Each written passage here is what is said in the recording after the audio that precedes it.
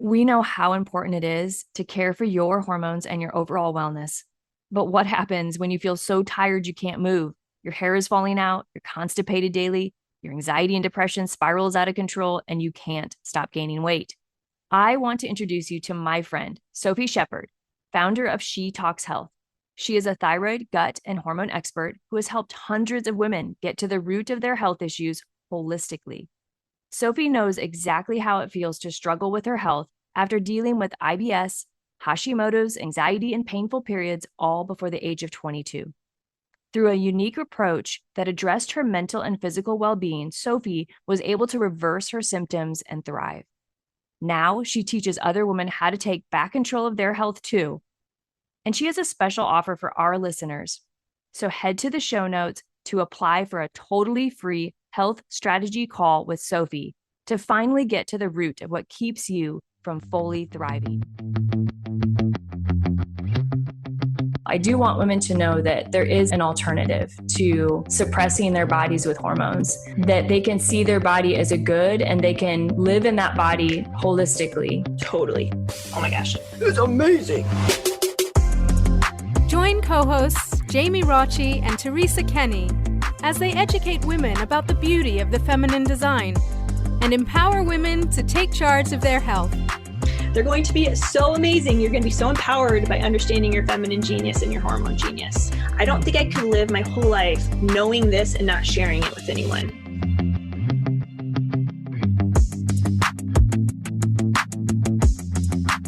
Hello, everyone, and welcome to the Hormone Genius podcast. Teresa and I are here with Dr. Malaika Woods. Dr. Woods is duly board certified with the American Board of Obesity Medicine and the American Board of Obstetrics and Gynecology. She's also a certified practitioner with the Institute for Functional Medicine, and she has certification in bioidentical hormone replacement therapy for men and women. Dr. Woods is the founder of Dr. Woods Wellness, established in 2013, and she is also the #1 best-selling author of Physician Unleashed, the Physician Freedom Formula. In addition to running her own independent practice, Dr. Woods also coaches other physicians and practitioners on starting and growing their independent practices, which is incredible. Also, just a little tidbit, and this is always fun for our listeners to get to know those we interview. She enjoys singing, especially gospel music, and she has been a choir director throughout the years and a wedding singer for many of her family and friends, which I love, and that your secret ambition is to one day write a fictional book that gets turned into a blockbuster movie. Awesome. That's so awesome. Yeah.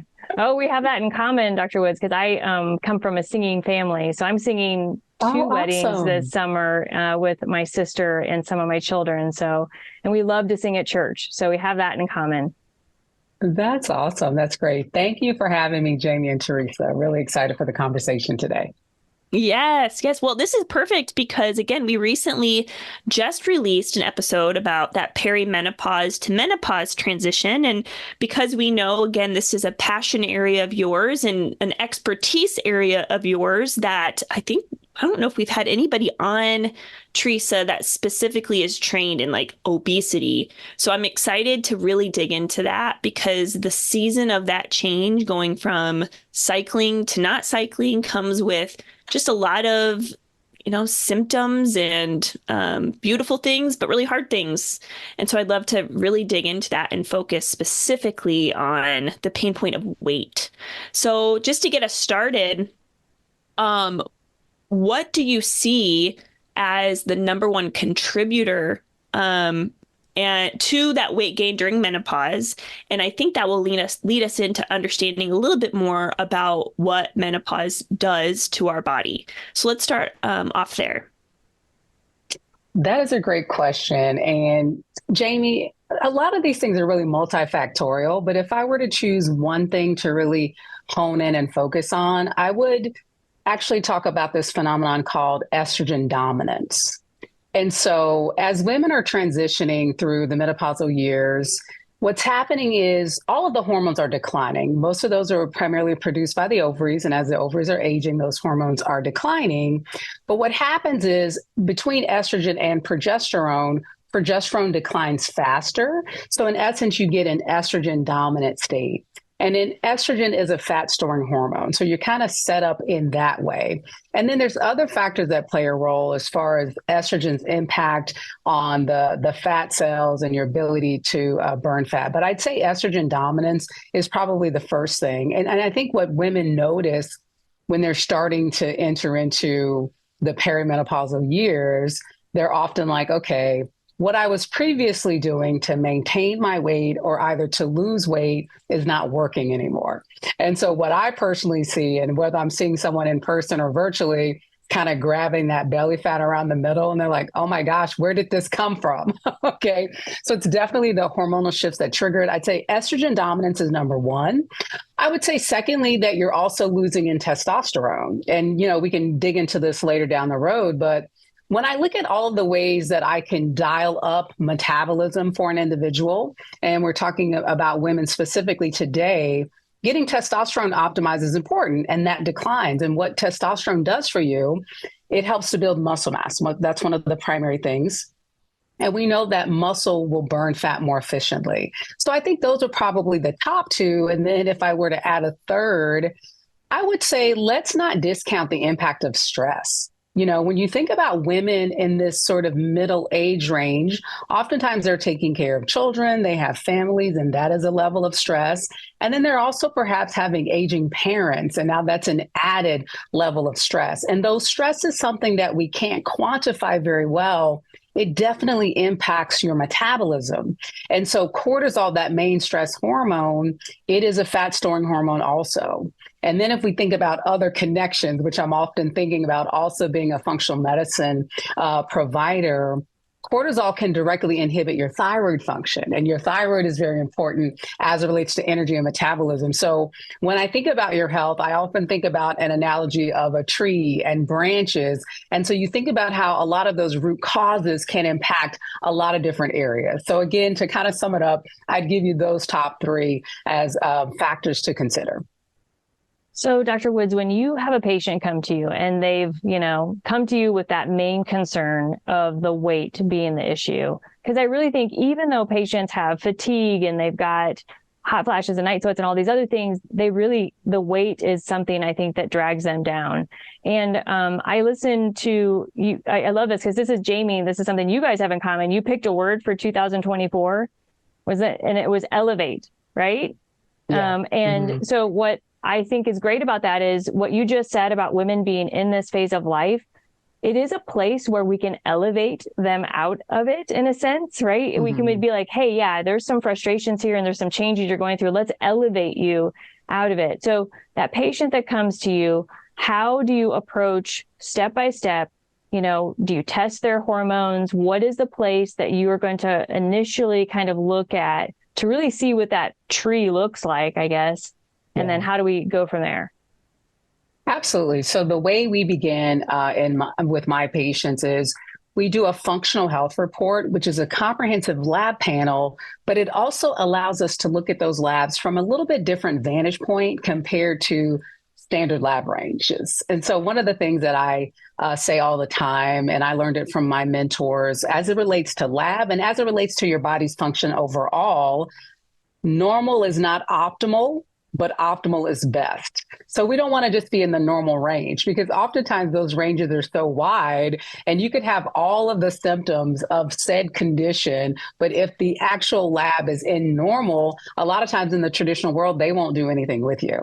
And I think thyroid is a perfect example of that. There's a particular number called the TSH. For those of you, your listeners who are familiar, they'll understand that. But you could be right on the edge of being diagnosed with hypothyroidism or underfunctioning, all of the symptoms. I'm tired, I'm gaining weight, my hair's thinning, I'm constipated. But if you don't hit that mark, they'll say, well, it's not your thyroid. Maybe you're depressed. Maybe you need this or that. And that's how women can sometimes get into a spiral. So I think it's very important, kind of going along with that word of elevate, to really take ownership and stand up for yourself and say, you know what? I'm not really wanting to accept that answer that this is just normal. And that's often when people come to see me, first of all, is that they've been frustrated with the answers that they're getting in the traditional world. And they're ready to dig a little bit deeper. So we begin with that functional health report, and we're looking at the labs from a different vantage point. The idea is that we want to catch things early before they develop into outright disease, because, oftentimes when you get the diagnosis, the damage has already been done and has been going on, oftentimes for a period of years, before it hits that. So that's what we do first. And after we go through that functional health report, and we go through a very detailed history review. I often tell people this is going to be, the most extensive history that you filled out probably ever in your life. And we sit down for 90 minutes on that initial visit to take a very deep dive. And after going through that comprehensive health report, after getting a full understanding of someone's history, and honestly, Jamie and Teresa, a lot of times women get a little emotional at this point because, number one, they haven't had a doctor just sit and listen. The studies show that doctors interrupt patients after a number of seconds, maybe 10 to 15 seconds. And some of it is no fault. It's just the system that they're in. They don't have the time. And so we do things a lot differently. And women, again, they get emotional because they get to sit and share. They have someone who's listening, and they're uncovering things about their health that they just haven't had the opportunity to do. So once we go through that report, then I will write out, these are my recommendations for you. And I like to start general and get specific. We like to deal with those big boulders, if you will, that are very common underlying issues. And then we want to personalize it. And so this is where the functional medicine piece comes in for what I do, because I am board certified in obesity medicine and obstetrics and gynecology and certified in hormones, but I really consider the functional medicine as the umbrella under which I do everything else. So we dive into specialty testing, we look at gut health, we look at cortisol levels and all of those things, and then we take it from there. And for those who are a good candidate for hormones, we go into that as well. So that's kind of how we start. I love that because I will be turning 40 in about, 4 or 5 months, whenever October is. And, I'm thinking a lot more about, how I'm feeling these last couple years and how as I'm approaching that menopause time, just mentally preparing and trying to take all that I'm learning through this podcast and otherwise for my advantage. But I love this idea that you're spending so long with each individual woman, because I can imagine somebody coming in to a doctor, and they're noticing these symptoms, and just feeling like they're a number and that it's just the way things are, that their story actually doesn't matter at all, But what's interesting about what you're saying is, even though every woman will go through menopause, assumingly, that we live for that long, that then we can approach menopause, we all go through it, but it's how we go through it and what of our past impacts that process. So what would you say, Dr. Woods, when you see women work through this process into menopause and beyond, what are some of the ways that you see women serving themselves earlier on in their life to make that menopause transition more smooth? How can we invest in our health before menopause hits? Great question. I would say the overarching theme about what a woman can do is empower themselves. So what I find the difference is, as far as women who come to me at a better place than others, are those women who empower themselves with making decisions that will affect their health. So those are the women who are already choosing to move their body, to exercise regularly. They've already made choices, understanding what types of foods may be impacting their body negatively and staying away from those things. So they already come to me feeling a bit empowered, but they've reached a little bit of a sticking point where they need some help in their journey. So I think that's super important. And back to your point, Jamie, about feeling like this is just what it's going to be and there's nothing that I can do.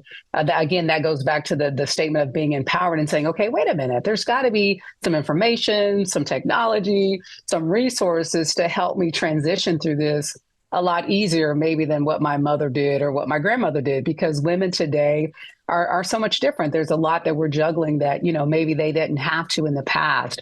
And so I think those are the big things, is that the women that are going out and seeking information for themselves and saying, let me say it this way. Another way to think about it, whether it's the diagnosis of menopause or if someone's being dealing with diabetes or whatever the chronic condition is, and menopause is not a chronic condition, but just when someone tells you, okay, this is your label, one of the other things that I like to share with people is the idea that your diagnosis is not your destiny. You know what I mean? So, just because you're going through menopause, it doesn't mean that you're going to shrivel up and just spend 20 years dying. You know what I mean?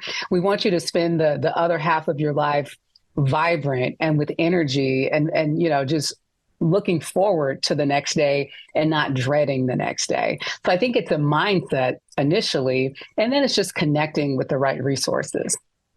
I totally agree. And, on our podcast that we did recently, we talked about training, which what I like to call to be the badass 65-year-old. Like imagine like you're just in training now, and what you want to look like at 65, which most of us still want to look like we did when we were 35, 45. Yes. So, but you got to train for it. And it takes a mindset to do that. And I think the mindset somewhat has to change from what was in our younger life, somewhat easy just to be, in the jeans that we were wearing. It may be a little bit different and it may not look the same, feel the same, but gosh darn it, you can still be healthy and vital and an incredible person in your aging process.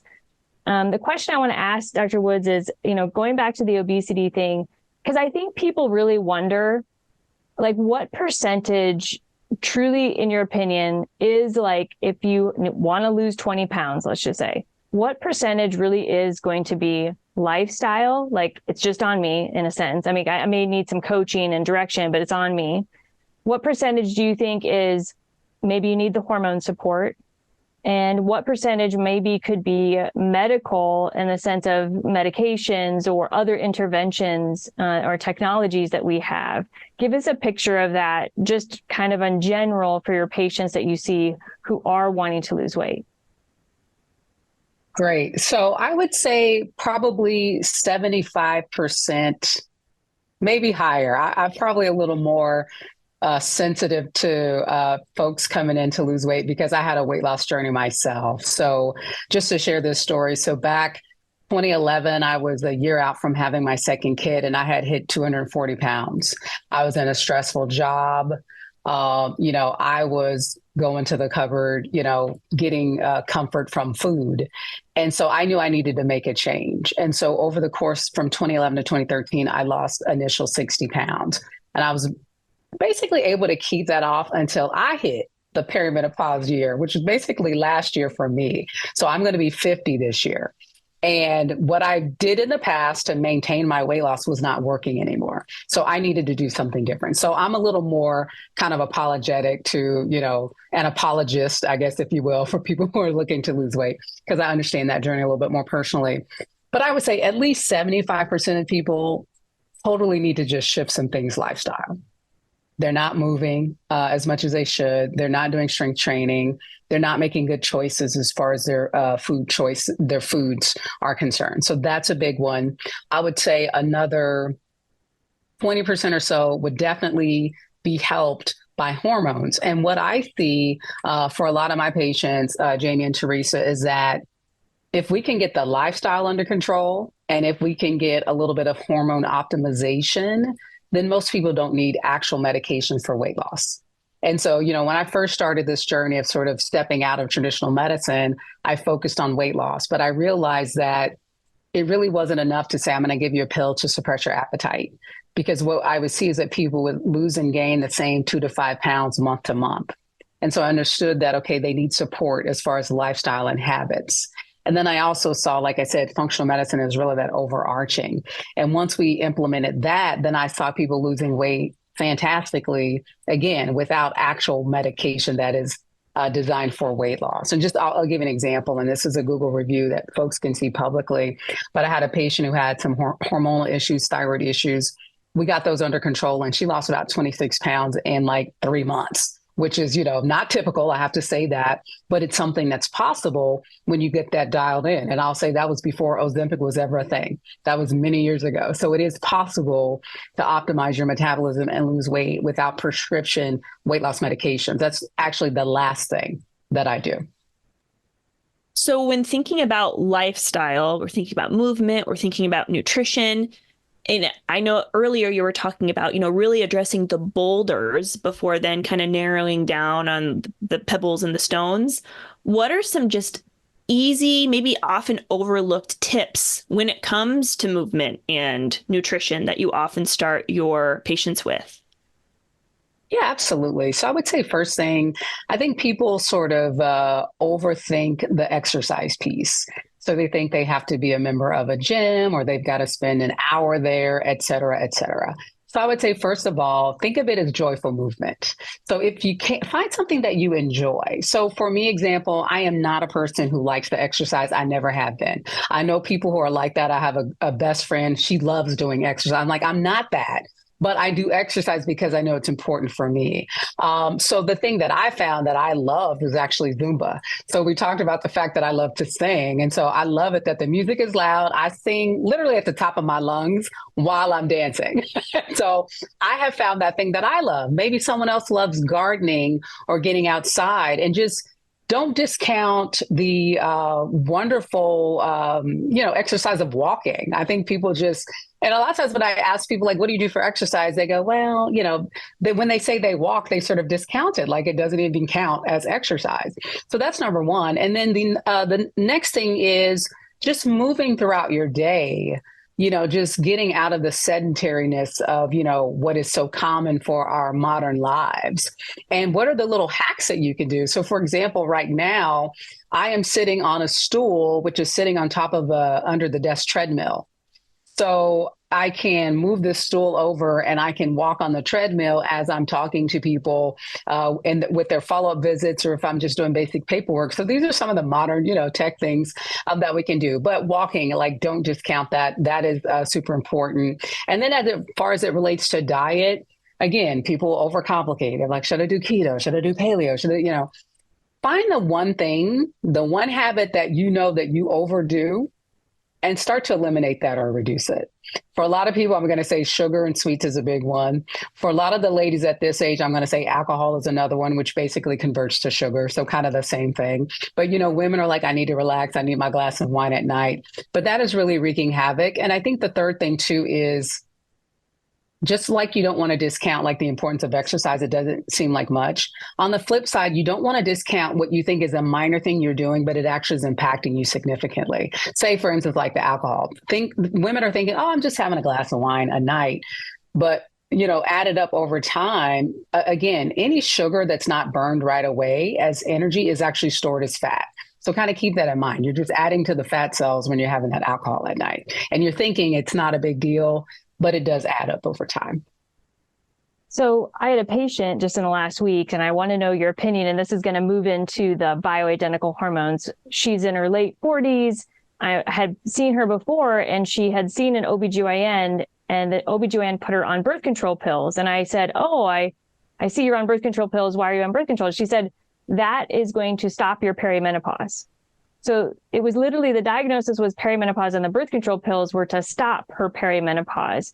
And like at some level, like I kind of understood what she meant by that. And I guess, you can stop any symptom in a sense when you shut down ovarian hormone production. But what is your opinion about, again, this kind of like use of like a synthetic hormone sometimes to what I would say Band-Aid over something, and then the difference between cooperating with our divinely inspired hormones in a sense, and what bioidentical hormones can do for a woman comparatively?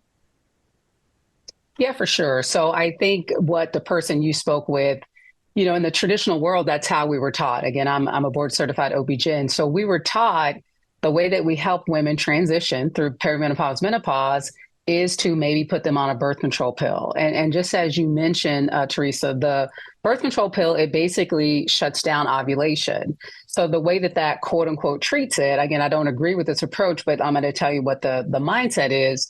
So in perimenopause, you're getting lots of fluctuations up and down in your hormones. That's when your period can become unpredictable. You're noticing like, why am I angry today, crying, the next day, And so what that hormone birth control pill will do, it'll just give you a steady state of hormone every day so you don't have the fluctuation.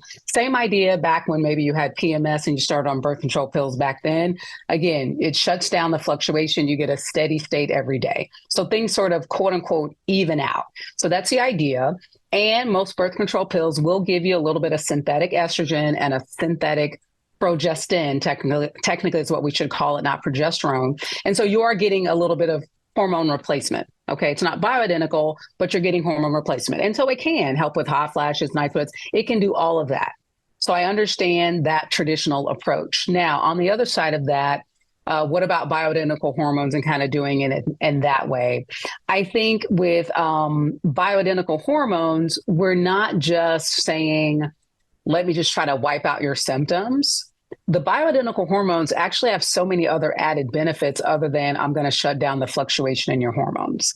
And so let's take estrogen, for example. Again, your listeners may have heard of the Women's Health Initiative, the big study back in 2002, which resulted in, a scare as far as hormones are concerned. I was a resident back then. And so as an OB-GYN, we were some of the few people still prescribing hormones. But I sort of imagine when that press release came out, all of the traditional doctors were just ripping up all of their hormone prescriptions, like no more hormones for anybody. And I think we've done damage to that generation of women who are now in their 60s and maybe never had an opportunity. But just to give you a little bit of tidbit that did come from the Women's Health Initiative, as far as what we learned about benefits from estrogen. And this was even synthetic estrogen, wasn't even bioidentical. But what we saw was a 30% reduction in osteoporosis, which is a big deal. Because if you guys have a parent or a grandparent who's broken a bone or hip, you know how their health can decline. And the studies show that people's mortality and risk of death actually rises sharply after something like that. So a 30% reduction in osteoporosis is a big deal. Let me say this also about estrogen. I believe, and you guys can fact check me, estrogen is the only quote unquote treatment for osteoporosis that actually rebuilds bone. All of those other high dollar medications, they try to stop bone deterioration. Okay. But estrogen can build bone. So that's one. Number two, about a 30% reduction in colon cancer. And colon cancer is the number 3 cancer killer in women.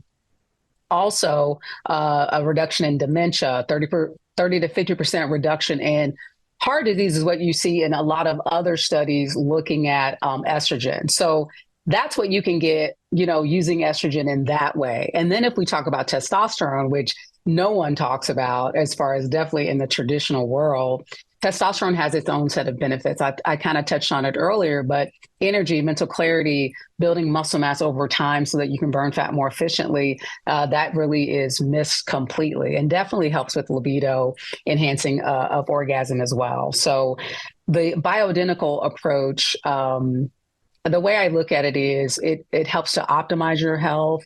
It has a lot of benefit as far as prevention of some of the chronic diseases that we see commonly come up in women as they're transitioning through menopause.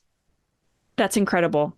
That's so smart. So for the women who have been prescribed birth control during this perimenopause into menopause transition, and now we're talking about the benefits of bioidentical hormones, what would be a tip that you could share with our listeners who may be interested in ditching the pill and going more bioidentical? What does that conversation with her doctor look like?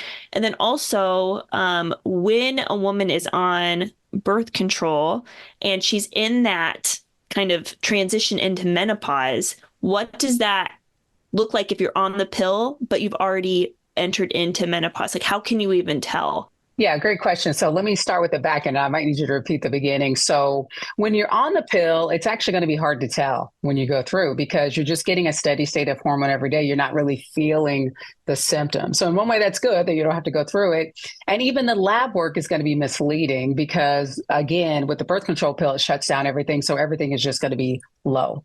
So it's going to be kind of hard to tell when you're actually going through it. And from the traditional world sense, they're doing that on purpose. They just want you to kind of ease through it without really feeling it. If a woman, back to the first part of your question, if a woman is interested in doing bioidentical hormones, I think she should have that conversation with her gynecologist. I do think more and more gynecologists are more open to it. And let me also clarify that there are some bioidentical hormones that are commercially prepared. And so you can get some bioidentical from your regular pharmacy, from your traditional gynecologist. So you can start there, especially with the estrogen and the progesterone. But what they don't do is the testosterone for sure. So that might need to be another conversation. So if you're dealing with libido, et cetera, or if you find that your traditional gynecologist is not receptive to the idea, then you need to go out and find someone who is actually a hormone specialist. I totally agree with the testosterone being so important, Dr. Woods, and I definitely have used it a lot more in my practice. And I think, it's a real shame that women who go through this life transition have to suffer with many symptoms, but the low libido aspect is a huge one. And I often am explaining this to patients in some ways, like, have some grace with yourself. When you become non-procreative as a woman, we don't make the hormones that give us natural libido, which comes from our procreative power. And men don't lose their hormones in this kind of like overnight fashion. So it is very different, but yet we're in these, partnerships and monogamous relationships that need to stay intimate and healthy and happy and joyful. Mm-hmm. And so testosterone is, unfortunately, there is no FDA approved commercially available product for women for testosterone. And I do hope that changes. So you do have to work with a physician that understands testosterone well and can offer you either compounded forms of testosterone. And really, that's probably the best way to go, because otherwise you're using a male prepared form of testosterone and trying to dose it for a woman. And that's not a good idea either. So what are your forms of testosterone that you like? And really, what have you seen the benefits are? I mean, I think you explained what, we expect to see for a woman, but give us a sense of that for women to have a conversation with their doctors about. Yeah, absolutely. And I think this is one of those things where, venues like this podcast is great so that women even understand that this is an option. Like, I'm still surprised at how many people don't even know that these things are a possibility because they're not hearing it, from their traditional doctor's office. So that's number one, just getting enlightened, getting empowered. Those are the big things. And then as far as the routes of testosterone that I use with my patients, really kind of the full gamut. And so we do creams I don't use as much, but that is certainly an option. We do troches, which is like a throat lozenge that you just hold in your mouth. The big thing about testosterone is that you really don't want it to be a completely oral administration where you're passing through the gut and passing through the liver. You want it to be something other than that. So the cream obviously is transdermal. The troche is considered transmucosal, kind of getting into the bloodstream right through the cheek mucosa. We also use injections for those who live close to us. That is an intramuscular. And then I also do pellets. A pellet is like a little compressed powder of the hormone, kind of like the size of a Tic Tac or smaller. It's a little procedure in the office where we place a little incision in the upper outer buttock area, slip that pellet into the fatty tissue, and it's slowly absorbed in the body over the course of 3 or 4 months. So I kind of think pellet is really, I kind of just listed those, what I feel is least effective to most effective, because the pellet, you get a nice steady state for 3 to 4 months. It's super convenient. And once I get patients on pellets, they tend to really just stay on that. So that's one thing. And then as far as the benefits of testosterone, so definitely improvement in libido, enhancement in orgasm, and then those non-sexual things that I think are super important. I talked about energy, I talked about mental clarity. And let me stop on mental clarity for a second and take a little bit of a deeper dive into that. So testosterone actually has anti-inflammatory impact. One of the ways that it acts is because it acts on metabolism and has an impact like on your fat cells. So one thing I want your listeners to understand is that, your fat is not just laying dormant. It's an active organ system that produces inflammatory factors that then impact other areas of your body. Your fat cells produce the weak estrogen, which is how we sometimes get confused about the association of estrogen and negative health outcomes, because you'll see, we see high estrogen in obesity but there's a difference between giving a hormone versus an association. But I'm kind of veering off for a second.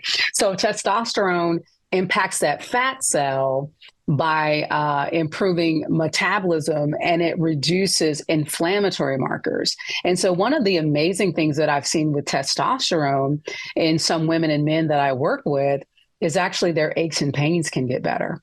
And we see that sometimes with estrogen, because estrogen can lubricate like the joints and the ligaments and the tendons. And so we think about these hormones pretty narrowly, but in reality, again, kind of like that tree, right? With all of the branch offs, we really see that a lot with these hormones as well. This is such an important topic. And I don't think we've talked about testosterone before, of course, on the podcast, but I think it's important to even, spend the time that we're spending on testosterone, because again, when we think about our female hormones, most women, I can't say most, but I can imagine many women kind of forget about testosterone altogether. They think it's the male hormone and only the male hormone, but no, women, when we're cycling, we do have testosterone. We have surges of testosterone as our estrogen is high. And so it's such an important part. And something too I like about biohacking as well. If we're going to biohack our cycle, or if we're going to really leverage that transition from perimenopause to menopause, or really, again, leverage maybe the testosterone, the bioidentical testosterone that's being prescribed, it's a great time to build muscle mass, like you're saying, which will increase metabolism. Get some weights. It doesn't have to be like you're doing powerlifting or something. But truly, I sometimes totally 100% forget that I can lift weights, and that might even benefit me more than, again, like you were saying, the really complicated workout plan where I have to get really stressed out about it. Place your dumbbells near your television, ladies. Place your dumbbells near your television, right? Every time there's a commercial, I don't know, do some squats, do some, bicep curls, whatever. But I again think it's important to talk about this testosterone and all these hormones. So, Dr. Woods, with that, in your bio, you talk about how you train physicians and practitioners. What are some of the high-level training elements that you work through when you train them? And because, again, I can imagine some people listening might be really interested in that. And then that might be a great way to kind of begin wrapping up, Teresa, unless you have some other questions for her. Okay. Yeah. So what I train them on is really building and accelerating their practice. And what I find is a sticking point for a lot of physicians and practitioners who are stepping out into this alternative medicine world. A lot of times there's a little bit of fear there because we have stepped out of line with our peers and our colleagues. So part of it is just giving them the confidence, to know that, first of all, people need you, right? There's women, men all over this country, world that need to know there are these alternative options for them to optimize their health. So that's number one. The other thing that I work with them on is just getting the message out and how do you share it and how do you talk to people? Because again, we're so used to, in the traditional world, it's just kind of transactional in a way. Whereas in this world, just like I told you, I spend 90 minutes, with the patient versus previously it may have been 5 to 10 in the traditional world.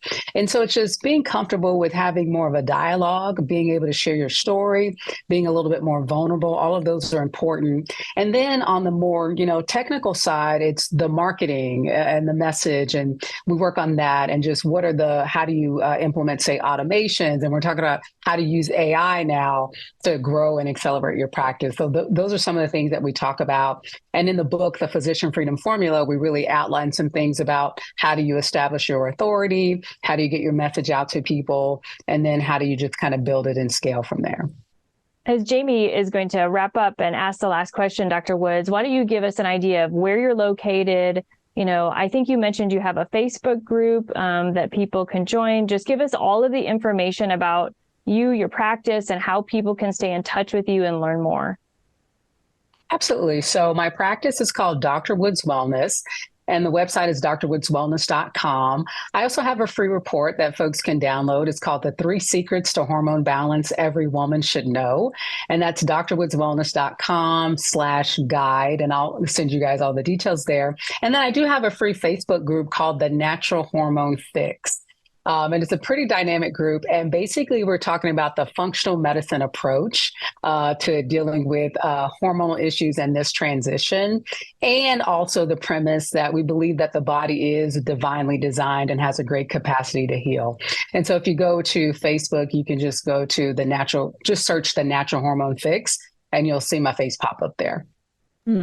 That's incredible. Thank you so much, Dr. Woods. So as we wrap up this interview, of course, I'm going to ask you the question I ask everyone we interview. Dr. Woods, what do you wish every woman knew about her hormone genius?